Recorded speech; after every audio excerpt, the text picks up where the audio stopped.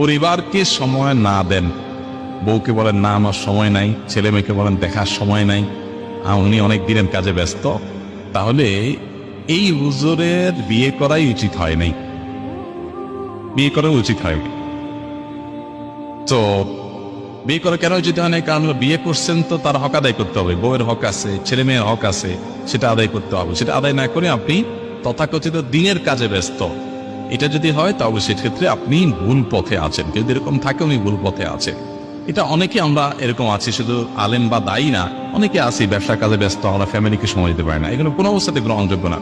আমাদের প্রিয় নবী সাল্লাল্লাহু আলাইহি সাল্লামের যদি লাইফস্টাইল দেখেন, সুবহানাল্লাহ, একটা নীতিমালা অনুসরণ করে চলতেন। হ্যাঁ, রাত 3টা পর্যন্ত আপনি ওয়াজ মাহফিল করতে করতে আপনি ক্লান্ত, সকাল বা আপনার ফজরের পরে ঘুমায়া 12টা পর্যন্ত ঘুমাইতেছেন, আবার বলতে বইটা দৌড় দিচ্ছেন আরেক মাহফিলে, না বউ আপনার চেহারা দেখতে পাচ্ছে, যখন আসছেন তখন সব ঘুমায়